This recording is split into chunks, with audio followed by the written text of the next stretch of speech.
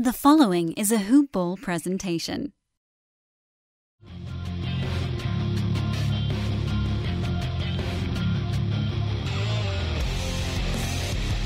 Welcome to the Fantasy NBA Today podcast. Hey, nobody was irreparably damaged overnight. That's good. That's good. We don't have to start a podcast talking about who went down for the season. That was a rough start to the week yesterday. Luckily, today will be a little bit more calm. I think we can all settle in. This is one I've been waiting to air.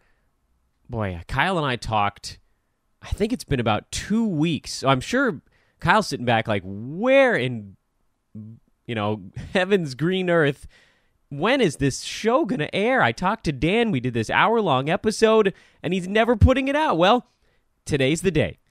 It has a really nice, there was something about the chat with Kyle, and you'll hear it in a second here, once we cut this whole thing together. There was really something really nice about the chat with Kyle where it felt like it almost kind of wrapped up the mock draft recap portion of the proceedings. There was, and I said it on yesterday's podcast, there was a little bit of like a kumbaya feel to it.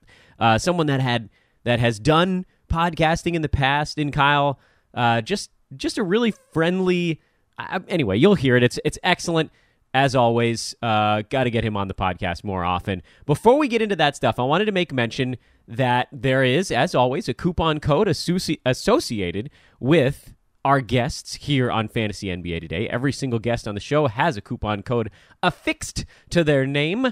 It'll take $3 off any of your products over at Hoop Ball. Those products are the Draft Guide, the B150, the Season Pass, the in-season premium membership. And for those of you that bought the Draft Guide, you get, I think it's $10 off the Season Pass, which basically means you can upgrade to the full season package. And, effectively it's like taking the cost of the Draft Guide off of that. So you get a really good price on that. We want to make sure that those of you who have enjoyed all the Draft Guide stuff, all the goodies here leading up to opening day, you can join us for the full season pass, the full in-season premium pass, I should say. All of that stuff is at hoop-ball.com. You click on the premium tab. Go get it with coupon code Kyle. So easy. K-Y-L-E. Kyle is the coupon code. That's when we're tying to today's podcast. I am Dan Besbris. This is, as you've heard just a moment ago, Fantasy NBA Today, a hoop ball presentation. It is Tuesday. We are 1 week from NBA opening night. 1 week! As a fantasy guy, I can't wait. As a Laker fan, I'm upset I have to wait until Thursday of next week. But it's so great. Go get your league pass. That starts, you get preseason games, I think, starting like 2 days before the regular season, which is stupid. You should get the whole preseason. This is like, I'm giddy. I have my money drafts coming up in a couple of days. We've done all these mock draft analyses here on the podcast. What could be better? What could be better than the countdown to opening day? There's a couple of weeks right at the start of the season where everybody's going completely bonkers with free agent moves and drops and ads and all that stuff. But this is the buzz season. You got these ridiculous preseason games where everybody's going to be over or underrated as a result of them. You have draft season. It doesn't get any better than this. And the baseball playoffs, by the way, if you happen to enjoy that sport, which I do. I'm a baseball guy, too. What else we want to talk about here on the podcast? Well, the slow drafts are going. The hoop ball leagues are drafting right now, so those things are done. You can no longer join them. Hopefully next year you'll get involved in those.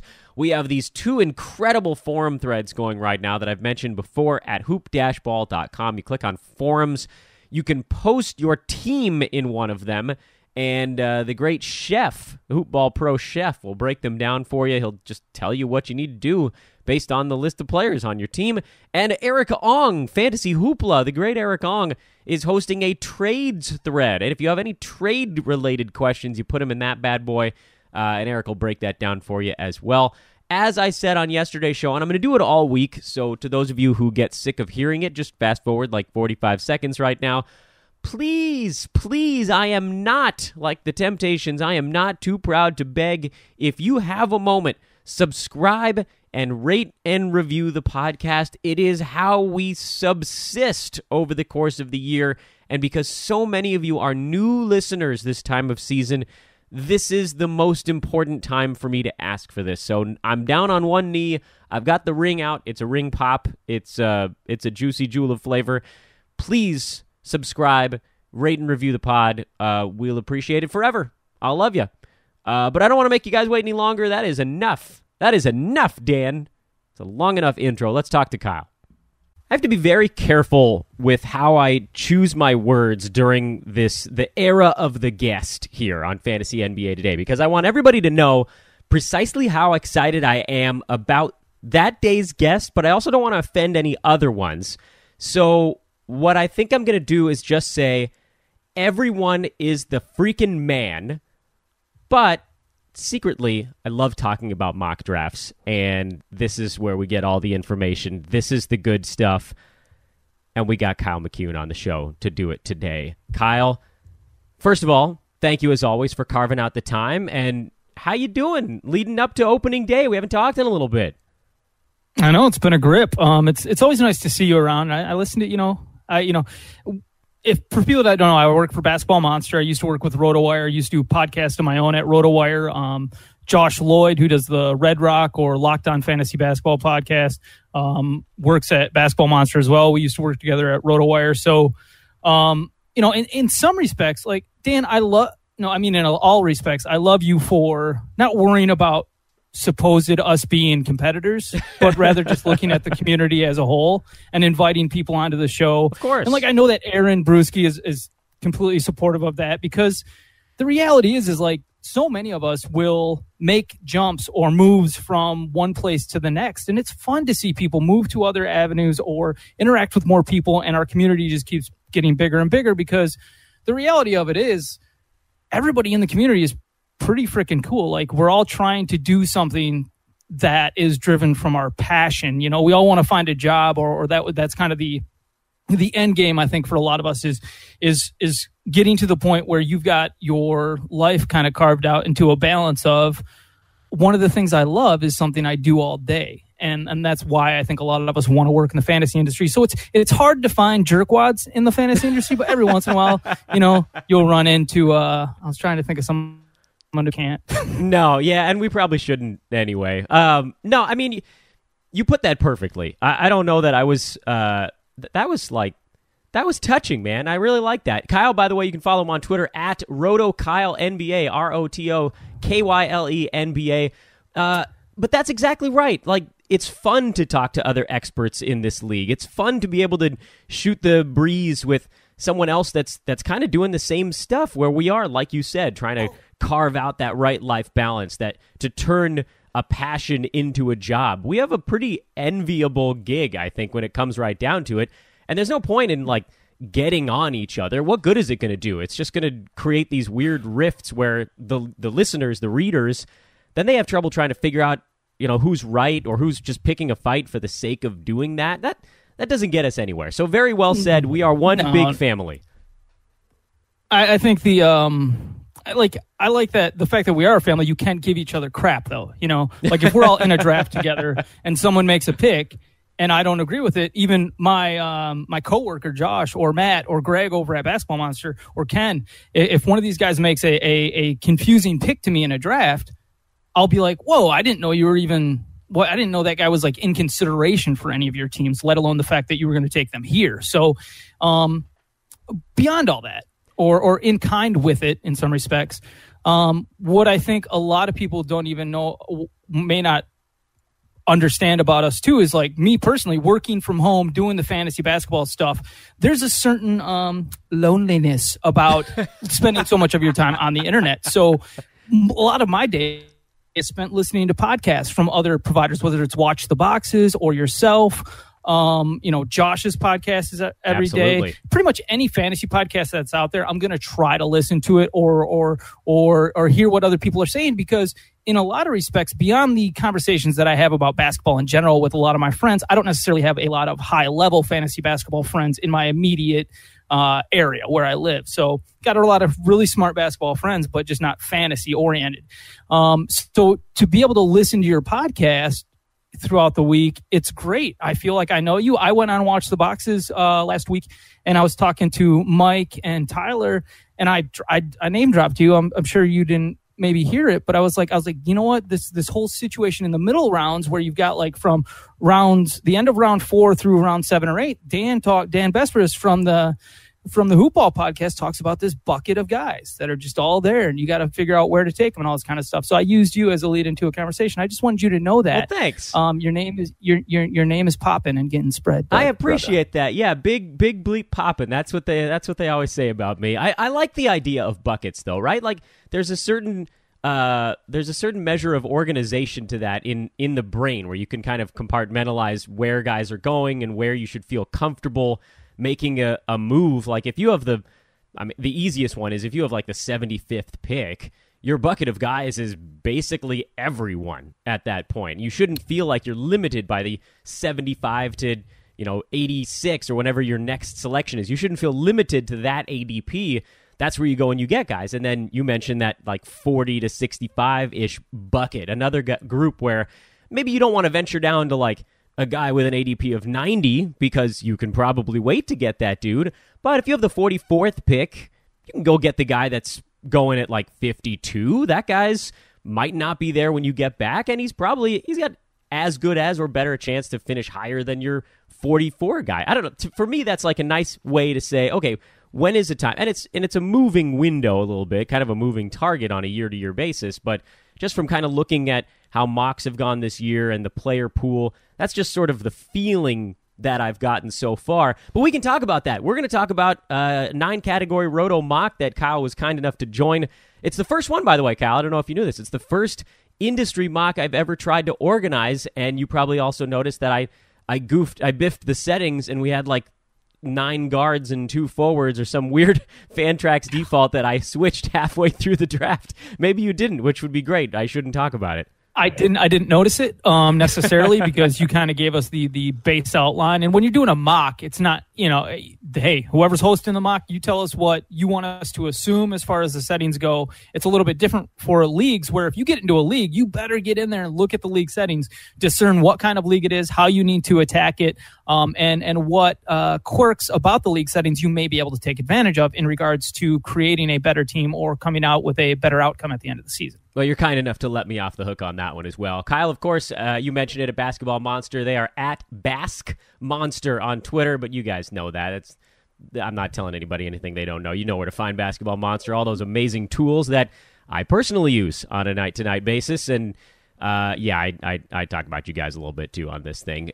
Let's get into the mock. There's certain things that certain sites, develop or have available that, I go on Hoop Ball and stuff like that. You guys do a tremendous job covering all the news and whatnot. Like, I have to check the quote-unquote competitors to make sure that we're finding all the same news that you guys are finding and things like that. And like, I sweep Roto World, I sweep Hoop Ball because I want to make sure that I'm not missing something that y'all are getting. So it's kind of like we're all working together. We just don't know it. That's right. Well, we kind of do. And that's why we're working together on today's pod.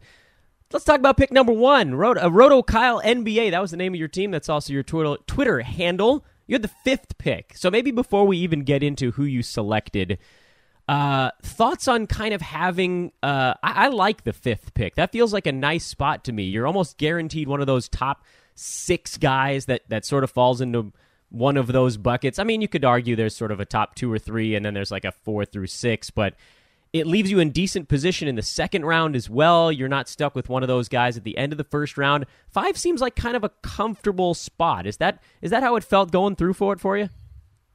You're going to, in the first round this year is so thick. Like, Anthony Davis and James Harden are pretty much the number 1 and number 2 pick in regards to projections for most people. But now that the Karl Anthony Towns situation has developed to Jimmy Butler may not be there, well, Karl Anthony Towns is going to he's pretty much your number 3. Like, that's who you have to take in a 9-cat rotisserie right now is Karl Anthony Towns. After that, it kind of opens up a little bit because you're talking about guys like Steph Curry or Kevin Durant who have perceived schedule issues and or rest issues that people think are going to happen. But the reality is with those 2 guys, those 2 Warriors guys, Curry and Durant, they were both injured last year. So it's not necessarily a guarantee that they're going to sit out a whole bunch of games. Right. I ended up going with Giannis Antetokounmpo at the 5th pick, and a lot of that has to do with the idea that he contributes everywhere. So he's an easy player to build around. With that said, his free throw percentage does give you a little bit of a hit that you need to make up if you're drafting Giannis early, but he gives you a great field goal percentage. So that's kind of the balance you're trying to find there in regards to getting guys who are great contributors across the board or in certain categories, and who don't necessarily kick you in the butt too hard in other categories. Do you feel, and I'm kind of mixed on this, do you feel that Coach Bud will create any kind of real change for Giannis, or is he just sort of, because he's such a fantasy juggernaut, a coach shouldn't have that great of an impact on what he puts together? So one of the more interesting things about looking into all the past statistics or rotations for Coach Budenholzer while he was spending 5 years with the Atlanta Hawks is the fact that he never played any of his players over 34 minutes per game. So if you're using that data and applying that to what he's going to do as the Bucks head coach going forward, you're looking at Giannis, Chris Middleton, guys who played 35 or more minutes per game last year. Giannis played 37, and they might play 2 to 3 less minutes per game this year. Now, they might pick up their production in other ways, but the reality that the history you're looking at, the statistical trends that you're looking at from the people who you're concerned with evaluating, it looks like Giannis might have a lighter load in regards to minutes this year, although we know as someone who's only, 23 years old, Giannis may still be taking steps in his development, whether that's in improvement in his field goal efficiency and taking more three-pointers, which he said he's going to do this season. It'll be interesting to see exactly how everything breaks down. Now, with Brook Lopez with the Bucks, I don't expect Giannis's block numbers to necessarily go seasons ago, because the Bucks just have a more defined presence there at center this season, someone who's going to be closer to the bucket. Maybe that ends up leading to Giannis getting more help side blocks. I don't know. So that it's possible that Giannis could take a jump up in his blocks. I just don't necessarily think that will obviously be the case because they have a good center there. We'll see. Coach Budenholzer's really spread things around a lot with the Hawks, and the Bucks have a super deep team. They are a title contender, and I wouldn't necessarily be surprised if you see a little bit of that old 2004 Pistons effect, where it's like you've got all these really talented guys out there. Or you've got the Hawks team that won over 60 games a couple years ago. You got all these talented guys on the team, and that's going to kind of lead to the ball getting shared around and maybe some of their fantasy production getting muted, but it's going to lead to more wins in the standings. Yeah, I'm thinking the wins. It's got to. They were a team where defensively they were a wreck last year. Rebounding, they were a wreck. These are little things that it seems like they did an okay job of addressing. We'll see, I suppose. But yeah, it seems like with a guy like Giannis, that whatever bad may happen, you're probably going to see some good to outweigh it. Round number 2, you're stockpiling Bucks. Eric Bledsoe. So. Eric Bledsoe. Yeah, at number 20. He went right before Chris Middleton, actually, in this draft. So this was kind of like a weird little Bucks corridor. I've seen Eric Bledsoe fall a little bit farther, although he feels like a really safe fantasy play. Was this a situation where you were just concerned he wouldn't get back to you at 29, I think was your next pick here? It was. Well, I definitely didn't think that Bledsoe would make it back to me, knowing some of the other guys that were in this draft. I mean, it's possible that, considering who was picking after me in the second round and the start of the third round, that Bledsoe would have made it back. But the fact of the matter is he's a second round production type player, or second or third round production type player. You love his percentages for rotisserie. You like his elite steals. And that's kind of where it all went with me, is so much about drafting for rotisserie leagues, especially in your early rounds, is you want to be looking for people with elite percentages, because if you don't get good percentages and you're not aiming for the right kind of percentage, whether that's over 48% from your field goal percentage and over like 78 or somewhere around 80% for your free throw percentage, if you're not aiming for those goals, you're going to have a really hard time competing to get that number one spot in a fantasy rotisserie league. So those were key things for me, and that was one of the reasons, or some of the reasons, why I focused on Bledsoe there. Yeah, I think, and it sounds like you would agree with this statement, percentages are easily the most overlooked statistical category in fantasy sports because there's so much variability in them in head-to-head. I think people sort of forget that over a long-term deal like a Roto League, which is what this mock was for, it's a really easy way too. I mean, you mentioned it's really easy to sort of knock yourself out of contention by being terrible at them, but it's actually really easy to throw yourself right into the thick of things with a couple decent percentages. I mean, I'm a percentages and defensive stats kind of guy, and you can build a pretty damn good team with those four because almost nobody else is focusing on them outside, obviously, of a league like this one. And yeah, Eric Bledsoe, excellent field goal percentage for a guard in particular. He's up around 80% at the foul line. I think last year he shot 47% from the field with steals and 3-pointers. That's a pretty good spot to build from. Yeah, I mean, look, I don't love having to invest a mid-second round pick in Eric Bledsoe because you would hopefully be able to grab him in the third round.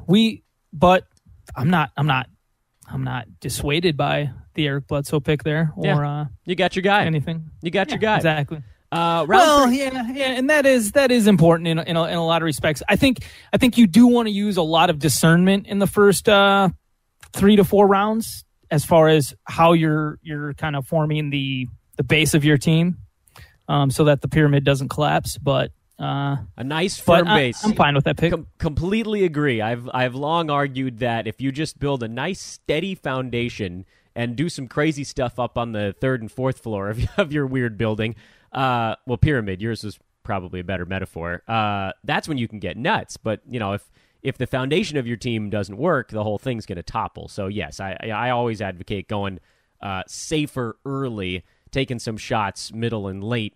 And Bledsoe is very much a safe play. Round 3, you got Miles Turner at 29. That was an interesting one for me when I was looking at it because it does seem like he's falling a little bit farther. Tell me why you grabbed him here. I will just say I do acknowledge that Eric Bledsoe has had some injury issues in the past, and some weird stuff happened to him with the Suns where they rested him for the final month of a season. But you don't really see that happening with the potential is just there for him on the Bucks. Miles Turner, that's in the 3rd round. That's where he's going to go in these drafts.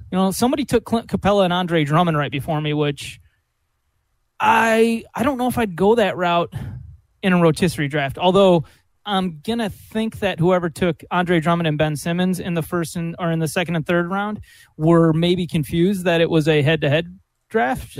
Possibly. Good. And like you said at the beginning, you've got to know what the settings are. Otherwise, you can go into a draft and you can be confused, and you can end up picking players who don't fit what you're actually trying to accomplish. So, but Miles Turner does fit those things. And Miles Turner showed 2 seasons ago that he was a 28th or 32nd ranked 9-cat player. So he's already shown the ability to be a top 30 player in 9-cat leagues. And then you couple that with the fact that Miles Turner is kind of a post-hype sleeper. Everybody was really big turned on to him last year. Everybody got burned because he just didn't take the leap that most people expected. Victor Oladipo kind of broke out. Miles Turner got hurt, though. He got hurt at the beginning of last season, and he had a concussion, and then I believe he had a calf injury that limited him. So there's issues last year that I think there's enough upside that's obvious in Miles Turner. And there's also when looking at a rotisserie league, he gives you great potential percentages in kind with things that are hard to get later, which is blocks. Yeah, absolutely. I think he actually, and while we're talking about his injuries last year, if I'm not mistaken, didn't he shatter his elbow on a dunk? Yeah, there was something. Yeah, something weird and like that. I don't. It was the thing is it's like a snake bit. It's important to have a general understanding of what kind of injuries the players had. But mostly in terms of a lot of people want to look back at a player's whole injury history and try to make assumptions about what's going to happen going forward. And you're just going to end up making mistakes. You really are. In a lot of respects, you need to look at a player as what they are today. Are they healthy? Can we trust the news about their current status in regards to their health? And do they have a good chance of staying healthy this season? And if you see that, then I'm not going to discount a player much on draft day. With that said, years ago I made the terrible, after one of Andrew Bynum's really great seasons, I drafted him 2nd round, and man, that did not turn out good for my fantasy teams that year. Well, I completely agree with you on the post-type stuff. I feel like those are the best guys to target, dudes that have soured people in a certain way, and Miles definitely falls into that mix. I guess my only hope was, and obviously in an industry league or an industry mock like this one, you have to take a few things into account. In a regular Joe's league, do you think he would go at 29, or do you think someone could snap him up a little bit later and try to build a little profit margin out? It kind of depends on where he's ranked on a given site. But that does steer it a lot. In other respects, all the drafts that I've been doing, it's your third round, fourth round, fifth round. If you don't get big men, if you don't get good centers, then high percentage guys, players who contribute either, big men who contribute from 3-point line and or the blocks protecting the rim. If you don't get these high percentage big men early, you're not going to get them. Yeah, so very true. The fact of the matter is rounds 3, 4, and 5, you need to grab these guys. I only had 3 picks in rounds 3, 4, and 5. I wanted to get some big men, man. Yeah, you loaded up. You got big men 3, 4, and 5. That was a good segue. Round 4, Jarrett Allen at pick 44. He's a hype guy. He's a guy that we like, certainly at Hoop Ball as well. This seems to be, although it's tough to trust Yahoo's ADPs as well. It's tough to know exactly where these guys are going. I've seen him go anywhere from about 39 to 60. It's a pretty weird window there, but he's a guy that showed last year that he could hit free throws.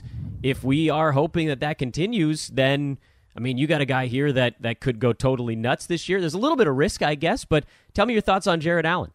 The reason I grabbed Jarrett Allen there in the 4th round in this 12-team mock was look at who was picked right before him. John Collins, Nikola Vucevic, DeAndre Jordan, DeAndre Ayton, Al Horford, Marc Gasol, LaMarcus Aldridge, Draymond Green. All of these big men went off in the last 8 picks before Jarrett Allen. So I'm watching and I'm saying, centers are gone, man. There's only so many left. I need to make sure that I'm grabbing somebody who is going to look. There's a limit to Jarrett Allen's ceiling because of the way Brooklyn plays, how they do their rotation. I think a lot of people expect Jarrett Allen to play somewhere between 25 to 28 minutes per game this season on average. But there's also the potential it could get up to about 30 minutes. Regardless of that, the production we do know we're getting from Jarrett Allen is some pretty good blocks and really good percentages. So as long as you can count on those things, that's what I want him for anyways. I see some upside. And the reality is that this is kind of his potential. So yes, you are kind of reaching for the ceiling in some respects by taking Jarrett Allen here. But it's also the admission that once a player is gone, you can't get them. So you can't get their production. And given the fact that 8 centers had gone off the board right before him, I was observing things and saying, I better grab that guy. Yeah, there was a pretty substantial run there. You added another center in round 5. This is one I can't figure why people are not paying more attention to this one. Might be my favorite of your picks, although I haven't gone through the rest of them yet. Enes Kanter. There's no one else in New York that could even touch him, right? What's the downside here? I think everybody got hyped up on Mitchell Robinson during the summer, and there's reasons to be excited about that. Yeah, but in regards League. To his elite block potential, his athletic ability in Mitchell Robinson, the ability to potential. He had more blocks on the perimeter Mitchell Robinson did in Summer League than the entire rest of the Summer League. That is pretty crazy. That's pretty crazy. But it's also Summer League. But it's your center. It's your center coming out and guarding guys on the perimeter and getting more blocks on the perimeter from punks who want to test him. So it just shows at least his where his strengths lie and the potential where he could be a dominant defensive player, not just in front of the rim, but all over the court. And so, there's reasons to be excited about Mitchell Robinson, but this is a guy who didn't play in college last year. He fell into the 2nd round because nobody really knew much about him. And I think what a lot of people missed this summer, or when David Fizdale was hired as the head coach of the New York Knicks, is what did Fizdale do 2 years ago when he took over the Grizzlies? He went to Marc Gasol and he said, hey, man, you don't like to shoot threes? Cool. You're shooting at least 4 a game. And you had to have drawn that kind of that parallel or that connection to say, okay, Fizdale went to his last starting center and said, you have to be able to stretch the floor. Why wouldn't he do the same to Enes Kanter, especially knowing that Enes Kanter, even though last year in particular, he worked so much around the bucket and like almost exclusively only around the bucket. If you've watched Enes Kanter play over the years, you've seen him hit mid-range J's with a smooth jumper, just something that looks very natural. He's got a great stroke. And I've always wondered with certain guys like that who have great touch, it's like, what is holding up some of these stunted coaches who don't just see where the path is going and further unleash this guy? Because Enes Kanter, yes, he's one of the best offensive rebounders in the NBA for the last several years. But like the reality is, if you can stretch him out, that helps at least put a little bit more pressure on the other team's defense. So then maybe some of the defensive issues that Enes offers, you're not necessarily as concerned about because at least he's more of a positive on the other end of the court. So, and especially with a guy like he played with Russell Westbrook for a couple of seasons. Why wouldn't you want Enes Kanter out there shooting threes, staying out of the paint so that Westbrook had more room at the hoop to go do what he does? So whatever, man. Yeah, there's been enough of that rant. No, that's no, I like that rant, and we've certainly seen our share of offensive issues being run out of Oklahoma City, regardless of coach, over the last decade or so. So I think that's a point that certainly does not fall on deaf ears. But no Kristaps for a couple months, likely. Also that. So that's the whole thing. There's just so much opportunity there with Kanter.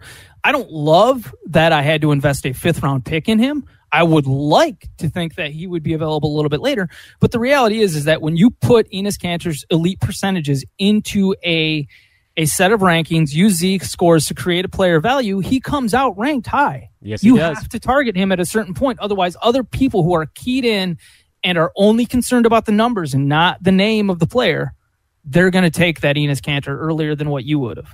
Well, your next guy is certainly not a big name dude, but someone who moved teams and has a well-rounded stat set. And I think a lot of people are paying attention to him, certainly on the industry side. I don't know how fast it's going to catch up in kind of the standard fantasy mill, but I guess that's what we're here for. And that's slow-mo, Kyle Anderson at 68. How do you see that transition to Memphis going? It seems like based on the grab, you feel like it's going to go pretty well. I mean, you would assume based on the fact that they paid Kyle Anderson, what was it, $36 million over 4 years on that offer sheet where they stole him from the Spurs, which Spurs were foolish not to keep him. Kyle Anderson can do a little bit of everything. And yes, he plays at a slow pace. It's methodical in some respects, but he's crafty. If you've watched Kyle Anderson a lot and you don't come away, like, you know what, I won't say that. I understand people being skeptical of Kyle Anderson because he's not conventional. He's not an athletic, explosive player, but he's got great size at like 6'8", 6'9". He's a point guard, okay? He's a point guard who plays small forward and power forward, essentially. You're going to get maybe not big scoring numbers out of Kyle Anderson, but he's going to facilitate some. He's going to be the second facilitator for that Memphis team behind Mike Conley. If Mike Conley gets injured, you could definitely see Kyle Anderson become the primary facilitator there for the Grizzlies. And when I don't know why every team wouldn't want a Kyle Anderson on their team. When you look at the NBA and you look at who's going to be challenging for the championship going forward, it's probably going to be the Sixers, right? You're going to need somebody on that roster who can stick with Ben Simmons as a 6'10" point guard. So why not go get a guy like Kyle Anderson, or at least be looking that way? That's one of the other reasons why Trae Young was such a terrible pick this year. Fantasy or reality, perhaps.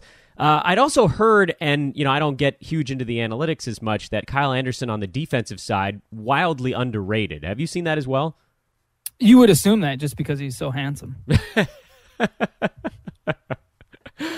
Pick round 7, Brook Lopez at 77. He seems like a pretty good fit in Milwaukee, right? Yeah, you gotta, I think, so I don't know about you, but last year when Brook Lopez was with the Lakers, I assumed he'd be starting every night and playing 29, 30 minutes a game. He wasn't hurt. Yeah, it was weird. It almost seemed like they had to break him before they finally let him have some fun. A very strange situation. It was like, all right, you're going to be, you're going to be garbage. We're going to yank you around, but after the Nets throw you a tribute video, then we're going to turn you loose. And yeah, no, that was the other bizarre aspect of it too that you just alluded to, was the fact that late in the season, after everybody had kind of bought into Brook Lopez is what he is this year. He's going to continue to start for the Lakers, but he's only going to play 21 to 23 minutes a night. All of a sudden, injuries open the doorway, and it's like Brook Lopez is playing 26, 28 minutes a night, and you're just like, what the hell? Yeah, he was largely dropped by that point. Or why did it take so long for Luke Walton to actually put Julius Randle and Brook Lopez into the same starting lineup, which was like going into the year, that was the most obvious pair that you had together. Guys who were complementary. You've got a power forward who is big and rough and comes into the paint off the dribble from the perimeter, and then you've got a center in Brook Lopez who would have stretched the floor but also provided rim protection. Like, it all made sense. But for whatever reason, Luke Walton was obsessed with doing all kinds of stuff that involved a lot of other players playing small ball center and things like that. And it's just like, I guess I get it. You can go that route. And in many respects, I probably sound like a hypocrite to people who have actually listened to me talk over the years, because in many respects, I would have been making an argument about the NBA being, going the small ball route. Love that the Lakers are going to play LeBron at center a whole bunch this year. Think that's freaking awesome, because what is LeBron if he's not a Draymond Green type player, only a lot better? And you've seen that when you go into the playoffs and you watch LeBron block shots from behind or decide that he's going to be a defensive presence at the rim, and all of a sudden you're like, oh, damn, he can do that. So, Yeah, that was very frustrating. Anyways, Brook Lopez with Milwaukee, though, with Coach Budenholzer, you're expecting 27 to 30 minutes a night. You're going to get good blocks. You're going to get three-pointers out of this guy. First 2 seasons shooting three-pointers. As a 7-foot big man in the NBA, he shoots 34.6% from three-point. That's good. That's not bad. We'll take that. And he is a box-out artiste. He might not go grab any of those rebounds, but damn if the Bucks don't need somebody to keep other dudes away from the rim. They were atrocious on the glass last year. And that's what you want from a big man in the modern NBA. Is you don't want someone who's worried about his rebounding numbers as much as you're worried about somebody who's willing to box out the other team's rebounder, so that your ball handlers, the way the Thunder do with Russell Westbrook, can come in, get that rebound, and then run up the court, because that's what helps speed up pace, is your ball handlers getting the ball and going, not looking for an outlet pass from the big man. Yeah, it was one. I mean, all of the stats show the Lakers were a better rebounding team with Brook Lopez on the floor, even though he just didn't grab any, and the poor guy got torn apart by folks, I think, that weren't maybe looking close enough. They were just better when he was on the floor, and I have confidence the Bucks will probably see that as well. Round 8, Jonathan Isaac, defensive specialist out of Orlando. We saw hints of it last year. He was obviously pretty dinged up. Talked to Philip Rossman-Reich on the podcast last week, and he was mentioning he thought maybe there'd be a little bit of a slow start here, but as the minutes start to come, this is a kid that does have some pretty serious potential. Yeah, no. Jonathan Isaac's the next Giannis. He is going to be able to do everything. He's going to be able to facilitate. He's going to rebound well. He's going to shoot good percentages. He is... Look, his body, his talent, his skill set, Jonathan Isaac is somewhere between Giannis and Kevin Durant. And I get it. That sounds crazy. But that's the kind of production you're hoping that he's going to end up being able to provide. He's going to be somebody who can facilitate, and people don't even know that or don't talk about it. He's going to be able to drop some dimes eventually. That may not happen this year, but what you're hoping to see from Jonathan Isaac this season is him grab a hold of that starting job with the Magic, which I think he's obviously going to do. I don't look, man. If Jonathan Isaac is healthy, Terrence Ross and Jonathan Simmons are not going to stop Jonathan Isaac from having a good season. There is the potential that due to the Magic's middling depth, that Coach Steve Clifford does limit Jonathan Isaac's exposure a little bit early in the season, just because just because Clifford's still figuring out exactly how he wants things to unravel throughout the year, or where he wants the team to go, or what bullets he has in the gun and all that kind of stuff. But the end game with Jonathan Isaac is, especially in Dynasty, you better be clued into who this cat is, because he has the potential to put up. I mean, he has the potential to be the next Giannis with better shooting in a quicker way. I'll tell you, that's music to my ears, because he's one of my two keepers in a medium money keeper league that I'm in, so I feel pretty good about hearing that from you. This next guy I want to talk about a little bit, because for some reason he hasn't come up as often as I would have expected. And in round 9, at pick 101, you got Mario Hezonja, who the Knicks gave some money to, a guy that we finally saw last year get some opportunity in Orlando. He actually finally turned it loose a little bit, got aggressive, took some shots, went steals crazy on the defensive end, and I don't know, I feel like he's somehow gotten lost in the shuffle a little bit this year, but I mean, especially at this point in a fantasy draft, you take a shot on a guy where if some of those defensive stats pop back up again, he could be a steal for you here. Yeah, round 9, 10. I mean, look at who was taken in round 9. Hollis Jefferson, Thaddeus Young, an injured Kristaps Porzingis, J.J. Redick, Rudy Gay, who knows what San Antonio is going to do with Rudy Gay. He might come off the bench and be limited to a 26, 27-minute role like we saw Kyle Anderson, like we saw Danny Green limited to for so long. Or Rudy Gay could step into the starting power forward or small forward role and play 31 to 33 minutes a night. Who knows? Tim Hardaway Jr., Derek Favors, Markelle Fultz, which is just, there's a lot of unknowns about Markelle Fultz. Love the upside. Dwayne Dedman, Elfrid Payton. None of these guys have the upside that Mario Hezonja has in that 9th round in regards to contributing across the board to statistical production and in some ways, now Tim Hardaway Jr., maybe that's a more certain player to have grabbed, but Mario's just got so much upside on that New York Knicks team. He's going to start at small forward or power forward as long as Kristaps is out, and then depending on how well Kevin Knox plays, you're either going to see Mario stay in that starting small forward job all year, or maybe Mario moves into the 6-man role for the Knicks once Kristaps comes back. But Either way, he's on a 1-year deal with those Knicks, and there's not a lot of depth at the forward spot with Kristaps out.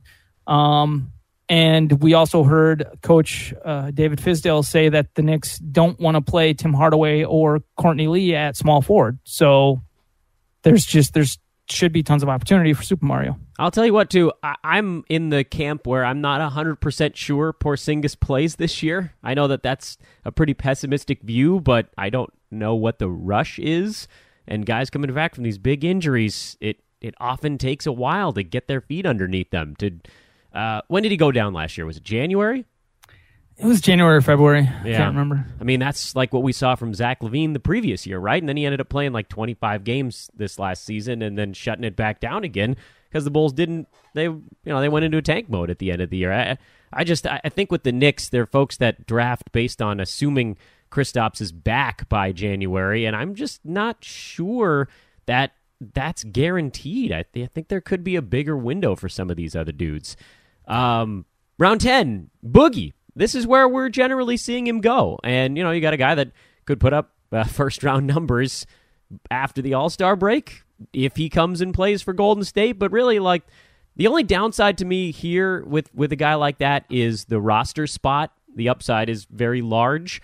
I don't know. Tell me your thoughts on this one. This seems to be where he's going. So I'm okay with essentially it's taking into account who's in the player pool. When you're looking around and you're saying, all right, is it worth it? Is it worth the risk to grab a player who may not play for a few months? In a rotisserie league, it's easier to stash players on your bench because you have a games limit in most respects. Mm-hmm. So you've already got, if you've got 10 active roster spots, if you've already filled up those roster spots, definitely in round 11, you're okay to go after a DeMarcus Cousins, or if you want to take a flyer on Kristaps, go ahead. The discernment I made here in round 10 with DeMarcus, even though I was still drafting one of my active player slots, is just looking at who was available and saying, I'm going to roll with the upside there. Now, that's not to say that other players didn't come off the board during round 10 or even 11, 12, or 13, where I went and I said, I'd like to have those guys on my roster too. But it was just discerning when's it appropriate to take that risk? I don't like taking the risk on Kristaps at all because like you said, given when his injury happened last year and when you're expecting Kristaps to potentially return, I don't like that. With DeMarcus, and there are instances where you can look at ACL surgeries and players came back early and they contributed and they were adequate. With DeMarcus, he's coming back from an Achilles surgery. The one thing that gives me a little bit of hope is looking back at when Wesley Matthews came back so much, for the start of the season for the Dallas Mavs a couple of years ago, and it was just a huge shock. Like, you didn't expect him to come back at all, but he's starting, he's playing 27 minutes a game or something like that. So that gives you a little bit of hope that DeMarcus might be able to come back and be productive or play earlier in the season than what a lot of people suspect. So I leaned on that a little bit. Do I feel like I'm trying to talk myself into it a little bit? Yeah, I do. Round 11. This one also falls, by the way, into the category of guys that I really like that are on your team. Trevor Ariza at pick 125. I'm trying to create a squadron in my own mind, I guess, that of guys I'm calling the Vigus, the veterans getting underrated. It's such a... everybody wants to grab the next hype guy, but there are all these old dudes floating around that have been doing one thing for a decade. And for Trevor Ariza, that's like he's been the number 60 guy literally every year for like the last 7 years in a row. He goes to a team that's younger, takes a ton of shots, and they need him to sort of lead the way out of being one of the worst teams in the NBA. And everybody forgets about him. He falls 65 picks. I mean, this guy feels like he's got such a nice floor underneath him. I love Trevor Ariza. I don't understand it at all. I'm getting Trevor Ariza in the last 3 rounds of almost every single draft I get into these days, and it's mind-boggling. Blows my mind. Totally mind-boggling. Because he's going to give potentially elite steals. He's going to give you good three-pointers, and who cares about the rest? That's what you're looking at guys for what they give you in a lot of respects, and then you do have to take into account how they hurt you in a rotisserie. But this late in the draft, how many shots Trevor Ariza takes, it's not going to impact your field goal percentage as much, and just the value you're getting from him this late in the draft in regards to the potentially elite threes and steals that you're getting from Ariza. He's going to get minutes on that Phoenix team. They didn't pay him $15 million a year to come in and get rested on back-to-backs and stuff like that. That's not happening. No. He's coming in and he's playing a crap ton of minutes for this Phoenix team because they want him out there playing defense whenever Booker's out there, and Booker's going to be playing a crap ton of minutes. Yeah, well said. I mean, that's 100% agree. I love Ariza, and if in a 9-cat format on top of everything else, he's probably going to turn it over like 0.8 times per game. So you got that on top of the other good stuff. Vigus, the veterans getting underrated. I was trying to decide if I wanted to go with Ogus, with old guys getting underrated. But I don't know. I mean, this time of year, one of the very popular Twitter questions is, who are your guys? Who are your sleeperiest sleepers? And my reply to that lately is like, look, I feel like everybody has the same 10 sleepers, and they're all out there. My guys are the anti-sleepers. My guys are actually asleep. They're old men. They're catching up on their rest. I love me some veterans getting underrated. And, okay, one really interesting guy this year, especially in rotisserie leagues, I mean, potentially in head-to-head as well, but is Jabari Parker because of his good percentages. And yeah, his free throw percentage isn't elite or anything, but he can get better there. But Jabari yams it. Even though he's coming back from 2 ACL surgeries, this dude comes back every single time he has an ACL surgery, and he's just throwing down on dudes. and because he dunks it so much, that helps his field goal percentage stay up and be legit for rotisserie leagues or for fantasy. I guess, where do you fall with Jabari? Because I look at what the situation he's stepping into, and I know a lot of people want to be like, oh, Markkanen's going to be the first option there. No, it's Jabari and Levine and then Markkanen. Okay, so it's really you're saying who between Jabari and Levine are going to be the first option there, and I think both those guys have the potential to be 20-point scorers for this team. But it's how my projections for Jabari bring him out to be like the 40th or 40 to 50th ranked player this year. I'm not drafting him there. I'm looking for him in hopefully the 9th round or the 7th or 8th. But the deeper we get into the drafting season, the less that's happening where Jabari's dropping that far. He's just somebody I'm definitely targeting. I guess, how do you fall on Jabari? Is he too much of a risk for you? No, definitely not too much of a risk, especially if he's going, your colleague, Matt Smith, got him at 91 in this one. In fact, right before your pick, I think. You guys were back-to-back. I mean, those guys that you're getting in the 80s, the 90s, the early hundreds, that's where you take a risk. What if he doesn't fit? What if? I mean, who cares? Cast him off into the ocean and pick up the next guy. There's always somebody on the waiver wire these days. I love the Chicago Bulls. I love what they're trying to do. If their young guys can stay healthy out there's going to be a boatload of stats. And you just kind of have to know. By the way, I should have said this a million times, but I got so caught up in the fun. We're talking to Kyle McKeown, by the way, on today's podcast, at RotoKyleNBA. If you want to follow him on Twitter, Kyle McKeown, of course, of BasketballMonster. In talking about the Chicago Bulls and in talking about Jabari Parker, you just have to understand that he's probably not going to be like a massive steals or blocks guy. That's just not his game. But if you go into it with the right expectations of a dude that, before he got hurt, I guess that would be, 2016, 2017, he was coasting. He was dominating for that Bucks team. I think he was a top 50 guy for whatever that was. It was like 2 months or so before he got injured. So, I don't see any real reason why he can't come back close to that. He's had plenty of time to get recovered. And if he's falling as far as it seems like, why the hell not, right? The thing about Jabari is, yes, he may get injured again. Okay, cool. Once you get to a certain point in your draft, though, the opportunity that's there for Jabari Parker is so great to be the number one option on this Bulls team. You can't let him get by you. No, you have to be at least aware of what he potentially could be with the Bulls this season. And if you get into round 8 and even round 7, probably, and you need a power forward, you need scoring that late, look at Jabari. Consider Jabari. Yeah, and honestly, and certainly from the Roto standpoint as well, you'd almost rather a guy, if he's going to play 50 games and then have a debilitating injury, once he's done, he's done. You can open up a roster spot if you have to, so there's a certain advantage there as well. If it's head-to-head and you're worried about the injury bug, there, I think I could potentially talk myself out of it. But Roto, if he's healthy coming into the year, which he is, you just milk it as long as it goes. Maybe he makes it through the whole season. His injuries have been all large-scale stuff, which is fairly unusual. Yeah, and I mean, you make a good point about the fact, too, that if Jabari stays healthy for 50 games, he's staying healthy for 50 games for you at the beginning of the season and really helping solidify that field goal percentage for you as well. So if he's doing that, and even if he gets injured later in the year, which I don't know why we're talking about it from such a negative standpoint, but it's the fact of the matter that it might happen.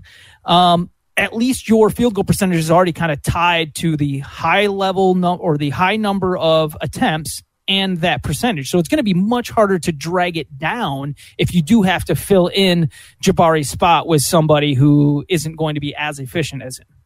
And there you go. I'm going to clump the last 3 picks together here in the mock because this is shot-taking territory. Pick number 140, Reggie Jackson. Pick number 149, JaVale McGee. And pick number 164, Rodney Hood. Just give me a couple seconds on each of those guys, what the goal is with those picks. I mean, in the last 3 picks, you are looking for upside. But with these 3 guys, it's opportunity. It's Reggie Jackson's the starting point guard for the Pistons, if he's healthy, if he can stay healthy. So hopefully he's healthy and he plays more minutes. There's also the potential for more minutes with Reggie Jackson having a new coach there with the Pistons in Dwayne Casey. That's not to say that Casey blew out the players' minutes in Toronto. Prior to last season, he was pretty willing to give Kyle Lowry and DeMar DeRozan 36, 37 minutes a night. However, last year we saw pretty much 32 to 34 minutes most night. Even if Reggie Jackson only got up to that 32, 34, that's more than we've seen him playing under Stan Van Gundy the last several seasons because of injury, but also because Stan Van Gundy, go back and look at Basketball Reference and go through all the teams that Stan Van Gundy's ever coached. Never has a point guard played over 30.5 minutes per game. It's crazy. Wow. It's just bizarre. That's a really interesting stat. It does seem like he yanks them around, and I would reckon that has a pretty significant impact on it as well. I mean, part of it's you look at who Stan Van Gundy has had playing point guard for him over the years. Jameer Nelson, DJ Augustine, like players who maybe don't deserve 35 minutes. How dare you? Absolute studs. A lot of them. But moving on to the other picks, JaVale McGee at center for the Lakers. He didn't play many minutes for the Warriors, but that's because he was on the Warriors, and they didn't need their centers to play big minutes because they go to those smaller lineups. Or, strangely enough, the Warriors had pretty decent depth at center for the especially like last season, with the development of Kevin Looney and who was that other dude? Jordan Bell. So now with the Lakers, JaVale McGee, you're just hoping that he's going to play over 20 minutes a game. And if he does play over 20 minutes a game for this Lakers team, he should be giving you some really good blocks at the end of the draft. So, and a good field goal percentage. But for the most part, it's just looking at trying to get somebody at the end of my draft who could help solidify my blocks a little bit more. By the way, 2 picks after you, Marvin Williams went. He's in my bucket of very old men getting underrated as well. Roto Kyle, I don't know, man. I don't like that guy. I think that Dwight Howard being gone, I'm very high on teams that lose Dwight Howard. That's my fair. move. That's fair. And they are going to play Frank Kaminsky more at center this year. At least that's the thing. But it's like, well, okay, what are they going to do with all the other guys at center there with the Hornets? So, but they also said they're going to move Nicholas Batum up to primarily playing small forward, or at least that's the plan initially. So then that takes away some of those small forward minutes for guys like MKG, Michael Kidd-Gilchrist, who are now going to slide up to power forward some. So, I don't know. We'll see what happens. I think you make an intriguing point there, Dan Besbris, by saying that Marvin might be one of those guys who's getting overlooked, because in some respects, you may be completely right. Well, he's a very low turnover guy that, 2 years ago, he had a really strong season. And last year he got just pushed out by the magic of Dwight. But again, he's going at 150. So what's worst case scenario? He plays 22 minutes for a week, and you're like, all right, never mind. On to the next one. Your final pick was Rodney Hood. Upside, right? Upside is decent scoring here. Just hoping that he stops crapping his pants on the court, and and that's like a literal thing. Because to anybody who doesn't know, and look, dude, as someone who deals with anxiety themselves, CBD, everybody. I don't want to throw poop at Rodney Hood, but like, he dealt with anxiety issues that caused him to have to leave the games last year and go take a crap, he had like bubble gut. He had issues with his stomach while playing basketball that led him leaving the court, which means, that's a big deal. You can't have you going off the court and giving up minutes and giving up opportunity that's been handed to you. And then you've also seen Rodney Hood simply fail to impress, even though he's been given so much opportunity over the last few seasons during his time with the Jazz. But with all that said, there's an opportunity here with the Cavs to potentially turn to him as their second or third option. And if he is going to be that, then maybe he can surprise us this year. Yeah. I guess Rodney Hood's my Marvin Williams. There you go. He's your Marvin Williams. Be my Marvin. Kyle McKeown, that is all 14 rounds. I kept you on here for a very long time. Thank you so much, my man. That was awesome. Thanks for letting me ramble, Dan. Dude, is there anybody else that you want to talk about that you love, and people, or are you feeling pretty content right now? I feel pretty content. There's always stuff I want to talk about, but that's why I'll get you back on the pod. How about that for a nice little segue? That sounds lovely. Well, let me ask you one question. Sure. How do you feel about Andrew Wiggins, considering the potential trade of Jimmy Butler? Do you think that Andrew Wiggins' failures last season, or the fact that when we see reports of the tracking data saying that he's just lazy, I guess how do you rest on Andrew Wiggins? I am down on Andrew Wiggins. I just the fantasy game. It almost gets worse, because if he gets more opportunity, that means more chances to go clang free throws. Okay, let's a player who went really late in the draft last night that I did was Eric Gordon. And go back and look at what Eric Gordon did last year when Chris Paul and or James Harden was out of the lineup for the Rockets. If Eric Gordon gets moved to the Timberwolves, he could end up being easily a top 50 player. So yeah.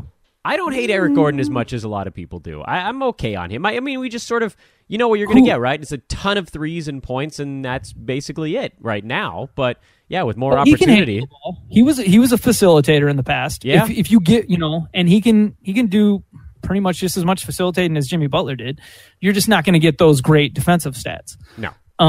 But going late in a draft, getting a guy who can hit 3-3-pointers a game, there's a place for that on a fantasy roster. Absolutely. And if he went to that Timberwolves team and it was Eric Gordon and Karl Anthony Towns, you would think that Eric Gordon would slide into that second scorer role and be another 20-point scorer with that team. So I think that's somebody who's kind of everybody's overlooking right now in regards to this whole mishmash situation. But if the Rockets trade for Jimmy Butler, Eric Gordon would be going out, and that would be another guy who takes a big jump. So don't sleep on that dude. By the way, a disclaimer to those listening, this podcast probably airing a couple days after we record it. So if something insane happens on the Jimmy Butler front, just assume we have not heard it yet. That's the disclaimer there. And also recognize that we just told the future about who you should pick up. If it happens, I'm definitely going to air this podcast like the second that the news breaks, because it hasn't yet. You have to trust us on this. At RotoKyle NBA. Follow him on Twitter immediately. He's a fantasy analyst at BasketballMonster. He is the man. He is a man who makes being a podcast host a lot easier. Thank you for letting me talk a little bit less one day. You're a savior.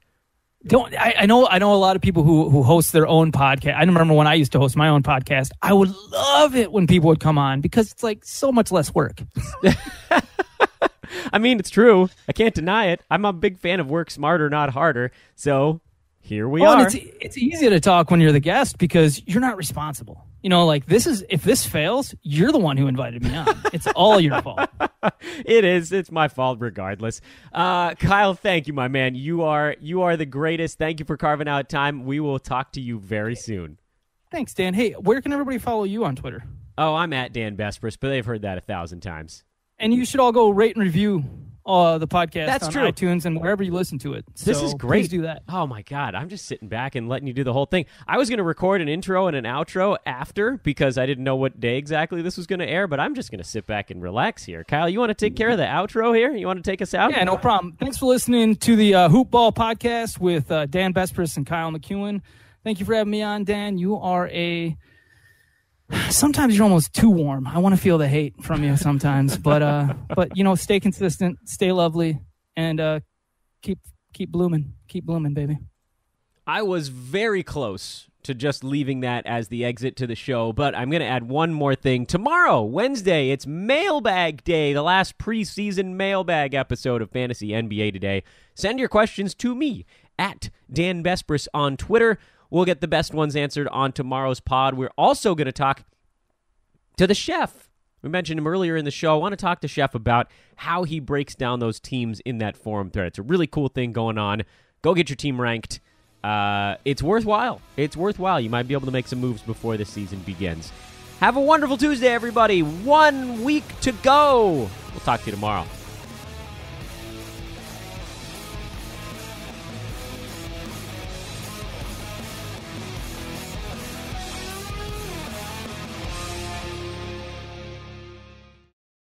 This has been a Hoop Ball presentation.